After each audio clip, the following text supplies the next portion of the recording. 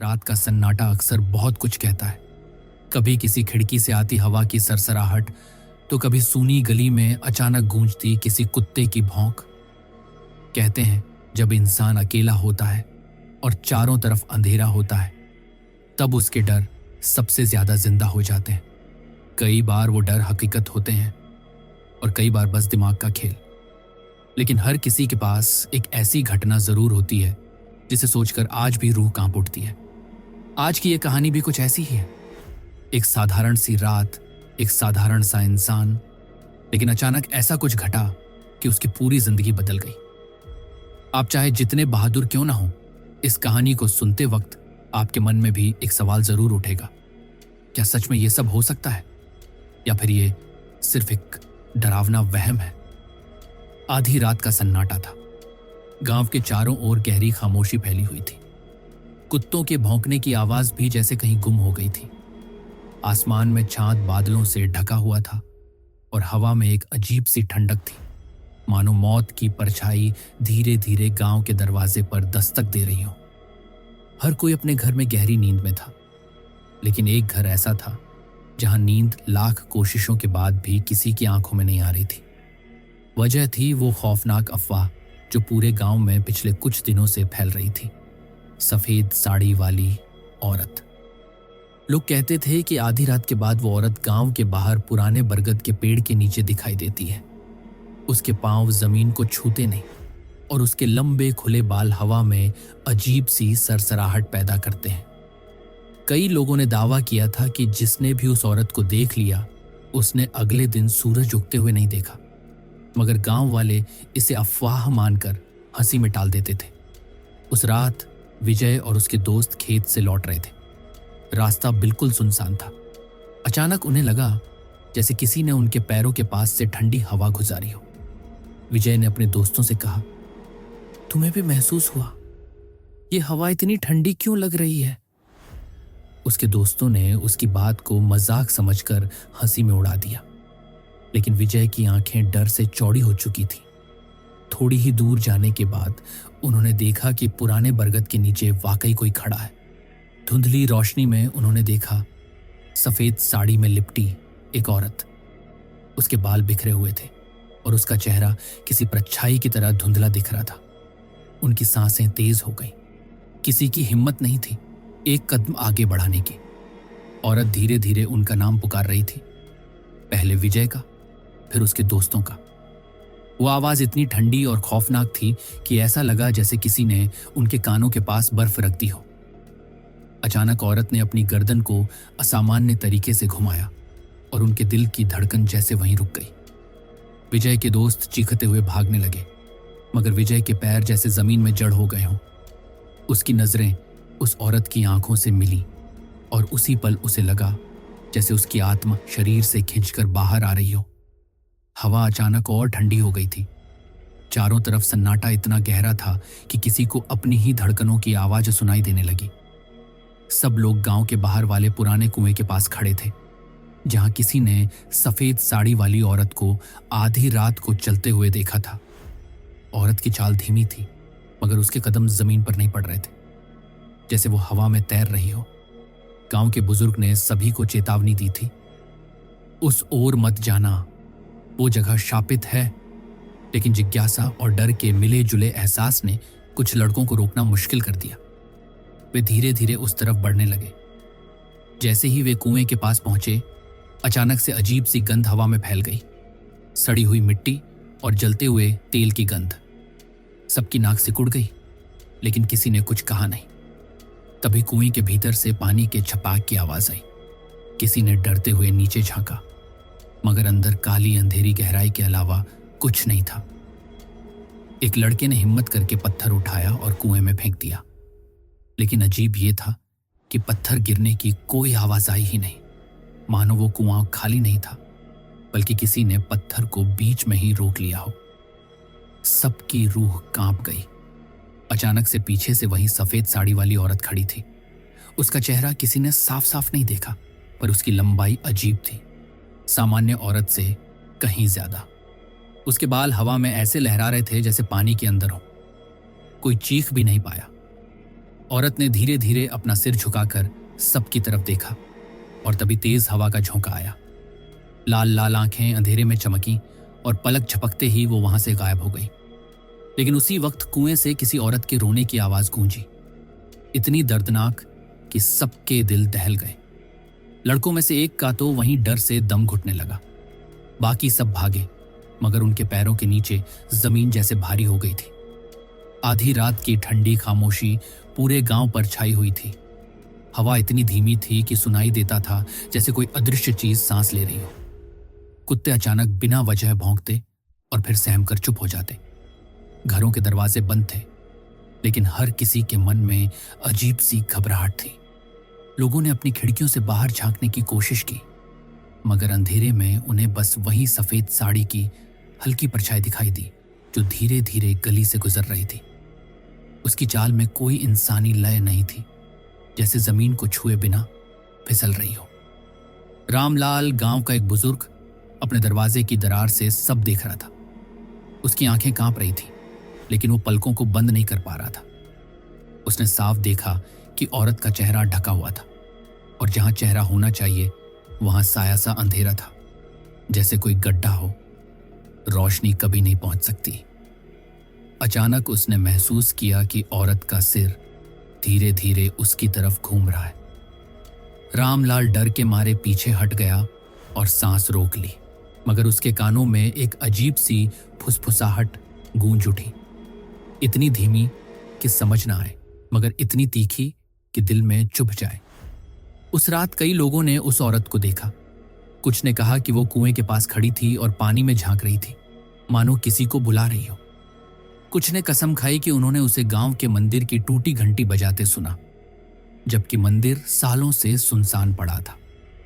लेकिन सबसे डरावनी बात यह थी कि जिस भी घर के सामने वो औरत कुछ देर ठहरी, वहां से किसी के कराहने या चीखने की हल्की आवाज आने लगी।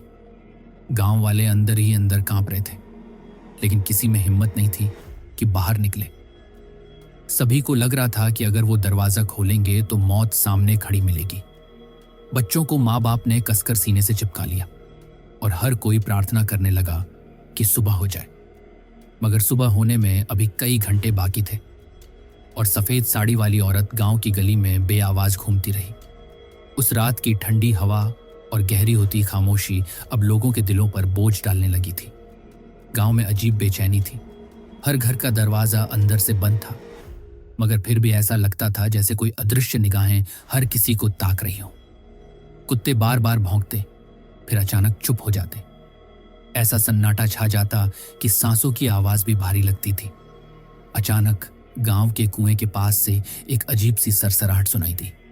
वहां खड़े पीपल के पेड़ की सूखी डालियां जैसे खुद ही हिलने लगी हों। एक बूढ़ा आदमी, जिसका घर कुएं के पास था, खिड़की से बाहर झांकने की हिम्मत कर बैठा। उसने देखा, सफेद साड़ी में लिपटी हुई एक औरत धीरे धीरे कुएं के चारों ओर घूम रही थी। उसके लंबे खुले बाल जमीन को छू रहे थे और हर कदम पर जमीन से हल्की हल्की राख उड़ती दिखाई दे रही थी। बूढ़े की आंखों में डर जम गया। उसने झट से खिड़की बंद कर दी और कांपते हुए बिस्तर पर जा लेटा। लेकिन नींद कहाँ आने वाली थी।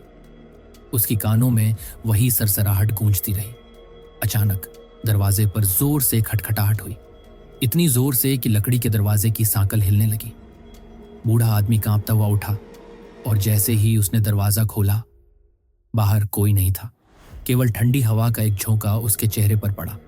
लेकिन उसी पल उसे लगा कि पीछे से किसी ने उसके कंधे पर हाथ रखा है। वह कांपते हुए मुड़ा, पर पीछे कुछ नहीं था। डर से उसका गला सूख गया। उसने दरवाजा बंद करने की कोशिश की, तभी अचानक बाहर से एक धीमी हंसी की आवाज आई। वो हंसी इतनी ठंडी और भयावह थी कि उसकी रगों में खून जम गया।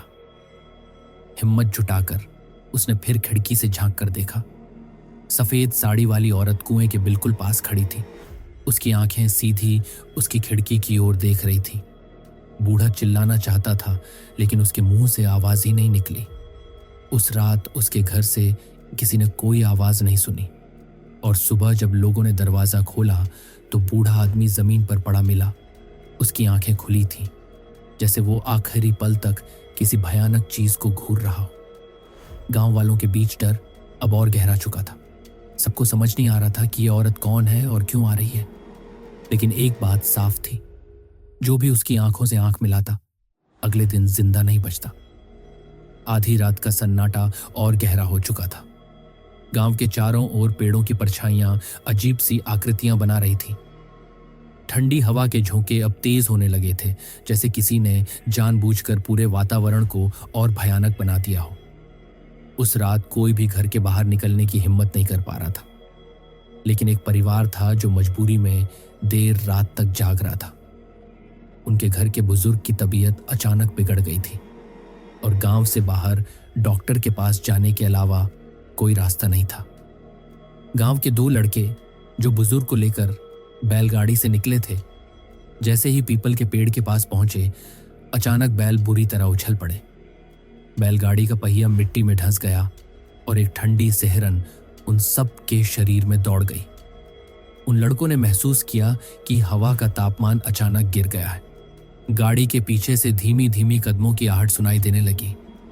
एक लड़के ने हिम्मत जुटाकर पीछे मुड़कर देखा तो उसकी सांस वहीं अटक गई। चांद की रोशनी में साफ दिख रहा था। एक औरत सफेद साड़ी में धीरे धीरे उनकी ओर बढ़ रही थी। उसके चेहरे पर घूंघट था, लेकिन उसकी चाल में कुछ ऐसा था जो इंसानी नहीं लग रहा था। हर कदम के साथ उसके पांव जमीन को छू ही नहीं रहे थे, जैसे वो हवा में तैर रही हो। दोनों लड़कों का दिल जोर जोर से धड़कने लगा। एक ने तुरंत बुजुर्ग को कसकर पकड़ लिया और दूसरे से कहा, गाड़ी आगे बढ़ा, जल्दी। लेकिन जैसे ही बैलगाड़ी खींचने लगे, वह औरत तेजी से पास आ गई। उसकी चाल अचानक इंसानी सीमा से बाहर हो चुकी थी। कुछ ही सेकंड में वह गाड़ी के बिल्कुल पीछे खड़ी थी। अचानक बुजुर्ग, जो अब तक बेहोशी जैसी हालत में थे, जोर से कांपने लगे। उनकी आंखें अपने आप खुल गईं और वो टूटी फूटी आवाज में बोले, उसे मत देखने देना वरना। लेकिन वाक्य अधूरा रह गया। उनकी आंखें वापस पलट गईं और शरीर बिल्कुल ठंडा हो गया। लड़के अब समझ गए थे कि कुछ भयानक उनके पीछे है। बैल पागलपन की हद तक भागने लगे, लेकिन गाड़ी भारी थी। लड़कों ने हिम्मत करके पीछे मुड़कर देखा और इस बार घूंघट थोड़ा उठा हुआ था। उसके चेहरे पर गहरे काले गड्ढे जैसी आंखें थीं, जिनसे लाल रोशनी झलक रही थी। उसके होंठों से खून टपक रहा था, लेकिन मुस्कान ऐसी थी जैसे कोई बहुत पुराना बदला लेने आया हो। हवा में अचानक एक अजीब सी गंध फैल गई, सड़ांत, जैसे किसी पुराने कब्रिस्तान से आती हो। दोनों लड़कों के गले सूख गए, हाथ कांपने लगे और उन्हें एहसास हुआ कि चाहे कितनी भी तेज भाग लें, वह औरत उनसे एक कदम पीछे ही रहेगी। यहीं से असली खेल शुरू हुआ था। गांव की हवा अब पहले जैसी नहीं रही थी। हर कोना जैसे किसी अदृश्य साए से घिर चुका था। लोग रात होते ही दरवाजे पर मोटा ताला जड़ देते और खिड़कियों पर मोटे कपड़े टांग देते, ताकि बाहर की हलचल भीतर तक ना आ सके। लेकिन डर सिर्फ ताले से कहां थमता है। रात का अंधेरा अब लोगों की रूह तक में उतर चुका था और उसी अंधेरे के बीच फिर से किसी ने उसे देखा, सफेद साड़ी वाली औरत को। इस बार वह गांव के तालाब के किनारे खड़ी थी। आधी रात का समय, चांद बादलों में छुपा हुआ और हवा इतनी ठंडी मानो किसी ने बर्फ का टुकड़ा फेंक दिया हो। तालाब का पानी बिना हवा के भी लहरों जैसा हिल रहा था। अचानक पानी की सतह से अजीब सी बुदबुदाहट सुनाई दी, मानो कोई पानी के अंदर से पुकार रहा हो। और ठीक वहीं सफेद साड़ी में लिपटी वो औरत धीरे धीरे झुककर तालाब के पानी में अपना चेहरा देखने लगी। लेकिन उसका चेहरा इंसानी नहीं था। पानी में जो दिख रहा था वो एक डरावना, झुर्रियों से भरा चेहरा था, जिसकी आंखें लाल लाल चमक रही थीं। गांव का एक नौजवान रमेश, जो दोस्तों की चुनौती पर छुपकर उसे देखने चला गया था, यह सब अपनी आंखों से देख रहा था। उसका गला सूख गया, कदम जड़ हो गए और आंखें डर से फटी रह गईं। उसने भागने की कोशिश की, लेकिन तभी उस औरत ने धीरे धीरे अपना चेहरा पानी से उठाकर उसकी तरफ देखा। उसकी नजरें इतनी ठंडी और पैनी थीं कि रमेश वहीं पत्थर बन गया। उसके होंठ अपने आप कांपने लगे, लेकिन आवाज बाहर नहीं निकल पा रही थी। और तभी उस औरत ने हल्की सी मुस्कान दी, ऐसी मुस्कान जिसमें दांत खून से सने हुए लग रहे थे। उसने अपना हाथ धीरे धीरे उसकी तरफ बढ़ाया मानो उसे अपने पास बुला रही हो। रमेश का शरीर अपने आप तालाब की ओर खींचने लगा। उसकी एड़ियां मिट्टी में धंसती जा रही थीं, लेकिन फिर भी उसका कदम तालाब की ओर बढ़ रहा था। उसकी आंखें फटी की फटी रह गईं और उसके होठों से सिर्फ एक टूटी फूटी चीख निकली। गांव में अगले दिन सुबह तालाब के किनारे रमेश के जूते पड़े मिले, लेकिन रमेश कहीं नहीं था। लोग कहते हैं उसकी परछाई अब भी तालाब के पानी में कैद है, और अगर कोई ध्यान से देखे तो आधी रात को पानी में दो परछाइयां नजर आती हैं, एक औरत की और दूसरी उस लड़के की जो कभी वापस घर नहीं लौटा। उस रात हवा और भी तेज हो गई थी। पेड़ों की शाखें खड़क रही थीं, जैसे कोई अदृश्य हाथ उन्हें जोर से हिला रहा हो।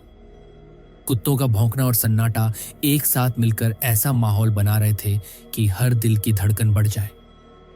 राजू और शंकर घर लौटने के लिए निकले तो रास्ते में उनकी टॉर्च बार बार बुझने लगी। मानो किसी अदृश्य ताकत को पसंद नहीं आ रहा था कि रोशनी वहां फैले।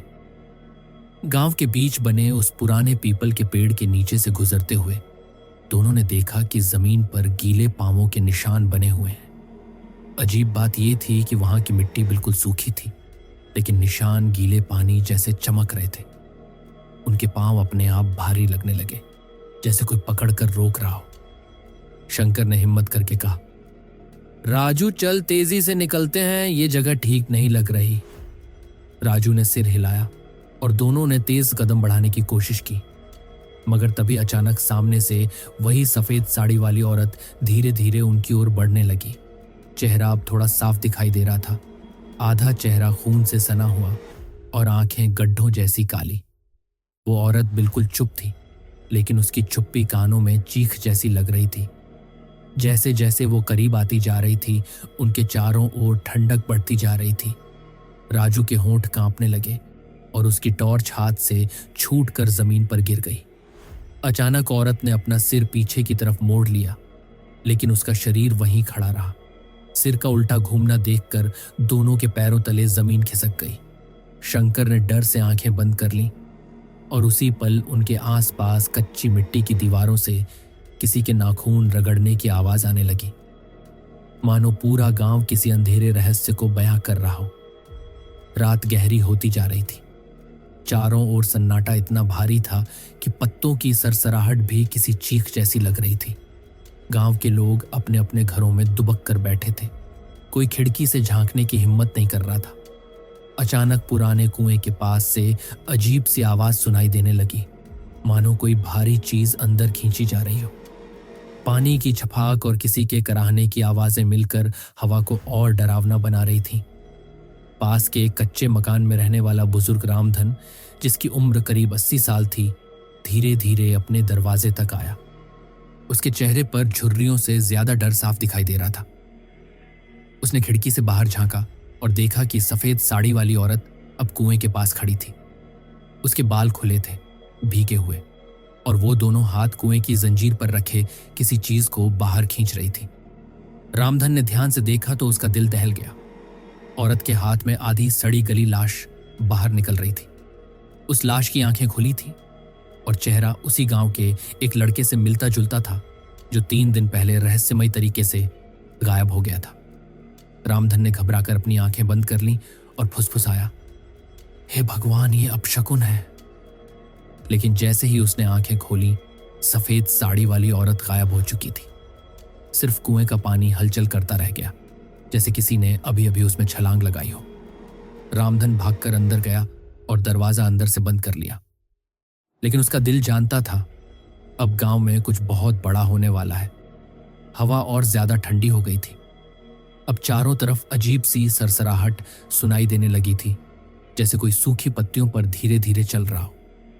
लोग चौकन्ने होकर चारों तरफ देखने लगे, लेकिन धुंध इतनी गहरी थी कि कुछ दिखाई ही नहीं दे रहा था। तभी अचानक मंदिर के पीछे से हल्की सी झंकार सुनाई दी, जैसे किसी औरत के पैरों में पायल बंधी हो। सबके दिल की धड़कनें तेज हो गई। किसी ने डरते डरते कहा, शायद कोई गांव की औरत होगी। लेकिन सब जानते थे कि गांव की कोई भी औरत आधी रात को इस रास्ते से नहीं गुजरती। झंकार धीरे धीरे पास आने लगी और धुंध के बीच से एक लंबा सफेद साया झलकने लगा। उसका चेहरा ढका हुआ था और उसके बाल पैरों तक लटक रहे थे। बच्चे चिल्लाकर भागना चाहते थे, लेकिन मानो उनके पैरों में जैसे कोई जंजीर बंध गई हो। लोग कांपते हुए एक दूसरे से लिपट गए। सफेद साड़ी वाली औरत अब ठीक उनके सामने थी। उसने धीरे धीरे अपना चेहरा ऊपर उठाया और उसकी आंखें कोयले की तरह जल रही थीं। रात और भी गहरी हो गई थी। गांव के लोग अब कमरे कमरे में कैद हो चुके थे। खिड़कियां कसकर बंद कर दी गई थीं, लेकिन फिर भी हर ओर अजीब सी सनसनाहट पसरी हुई थी। दूर से किसी औरत के कराहने की आवाज आती, जैसे कोई दर्द से तड़प रहा हो। कुत्ते भी अब लगातार भौंकने के बाद अचानक चुप हो गए थे, मानो किसी ने उनकी आवाज छीन ली हो। एक बूढ़ी औरत जो गांव के सबसे किनारे वाले घर में रहती थी, अचानक दरवाजे पर दस्तक सुनती है।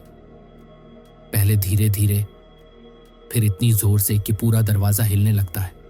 वह कांपते हुए उठती है, आंखें चौड़ी हो जाती हैं और हाथ पांव ठंडे पड़ जाते हैं। उसे लगता है कि दरवाजा खुला तो सामने वही सफेद साड़ी वाली औरत खड़ी मिलेगी, लेकिन दरवाजा खोलने की हिम्मत उसके पास नहीं होती। वह खिड़की की झिड़ी से झांकती है और अचानक उसकी सांस अटक जाती है। बाहर कोई खड़ा नहीं था, सिर्फ लंबी परछाई जमीन पर फैली हुई थी, जैसे कोई अदृश्य औरत वहीं खड़ी हो। उसने झिड़ी को तुरंत बंद कर लिया, लेकिन तभी उसके कानों में बेहद पास से एक फुसफुसाहट गूंजी। तुम्हें लगा मैं चली गई। राजमहल के भीतर वातावरण अब पूरी तरह बदल चुका था। महाराज चंद्रगुप्त की नजरों में अब पहले जैसी दृढ़ता और अनुशासन तो था, लेकिन साथ ही एक नई करुणा भी झलक रही थी। जैसे जैसे वे उस साधारण महिला के शब्दों को याद करते, उनकी आत्मा और अधिक संवेदनशील होती जाती। मगर महल में सभी को यह बदलाव इतना सरल नहीं लगा। कुछ मंत्री जो अब तक शक्ति और सत्ता के कठोर नियमों में पले थे, सोचने लगे कि महाराज इतने कोमल कैसे हो सकते हैं। एक मंत्री ने धीरे से दूसरे से कहा, राजा को युद्ध और राजनीति में कठोर होना चाहिए। ये दया और करुणा कहीं राज सत्ता को कमजोर न कर दे। लेकिन उसी समय आचार्य चाणक्य वहां आए। उनकी गहरी दृष्टि उन मंत्रियों के मन को जैसे पड़ चुकी थी। उन्होंने कहा, दयालुता कमजोरी नहीं है, यह सबसे बड़ी शक्ति है। एक राजा तभी महान कहलाता है जब उसकी प्रजा उसे भय से नहीं बल्कि प्रेम से याद करे।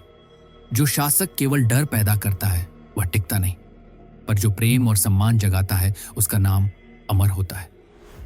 यह सुनकर सभी मंत्री चुप हो गए। उन्हें समझ आ गया कि महाराज का यह नया रूप दरअसल उनकी शक्ति को और भी प्रबल करेगा। इसी बीच उस महिला और उसके परिवार को महल में रहने की जगह दी गई। यह पहली बार हुआ कि एक साधारण प्रजा सीधे महल के भीतर निवास कर रही थी। महल की रानियां और राजकुमारियां भी उससे मिलने आने लगी। कई बार वे उससे जीवन की कठिनाइयों के बारे में सुनती और सोचती, हमने तो कभी असली भूख या गरीबी देखी ही नहीं। उस महिला की सरल बातें महल की भव्यता में एक सादगी का रंग भर रही थी। राजकुमार भी उससे मिलने आने लगे। उसने उन्हें बताया, राजकुमार, अगर आप कभी सच्चे नेता बनना चाहते हैं तो पहले अपने लोगों का जीवन देखना होगा। राज सिंहासन पर बैठकर दूर से देखने में सब आसान लगता है, पर असली राजधर्म तब निभता है जब आप उनके साथ चलें, उनके साथ खाएं और उनकी पीड़ा समझें। राजकुमार ने बड़ी गंभीरता से सिर हिलाया। उसके भीतर भी यह बीज बोया जा चुका था कि शासन केवल ताज पहनना नहीं, बल्कि हर उस आंसू को पोंछना है जिसे दुनिया अनदेखा कर देती है। महल के गलियारों में अब अक्सर यह चर्चा होने लगी कि यह साधारण महिला राज परिवार को बदल रही है। कुछ लोग इसे वरदान मानते तो कुछ लोग इसे खतरा। लेकिन महाराज को विश्वास था कि यह परिवर्तन राज्य को और महान बनाएगा। जीवन की इस लंबी यात्रा में हम सब कभी कभी यह भूल जाते हैं कि असली ताकत हमारे पास कितनी है। लोग अक्सर बाहर की परिस्थितियों को दोष देते हैं, लेकिन सच तो यह है कि हर परिस्थिति हमें नया रूप देने आती है। जब अंधेरा घिरता है तो वही हमें रोशनी की कीमत समझाता है। जब रिश्ते बिखरते हैं तो वही हमें सिखाता है कि कौन सा रिश्ता सच्चा था और कौन सा सिर्फ समय का मेहमान। जब तक इंसान अपने भीतर झांकना नहीं सीखता, तब तक वह बाहर का शोर ही सुनता रहता है। हमने ये भी देखा कि जीवन में जिन बातों को हम बोझ समझते हैं, वही हमें सबसे मजबूत बनाती हैं। जिस दर्द को हम शाप मानते हैं वही हमें भविष्य के लिए तैयार करता है।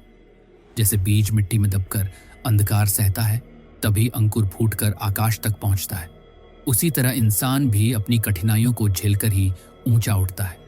आखिरकार बात इतनी सी है कि जीवन कोई दौड़ नहीं, एक अनुभव है। इसे जीतना नहीं है बल्कि जीना है। जब हम अपने विचारों पर काबू पाना सीख लेते हैं, जब हम अपनी भावनाओं को समझना शुरू कर देते हैं, तब दुनिया भी हमें उसी तरह समझने लगती है और वहीं से सच्ची शांति और सफलता का आरंभ होता है।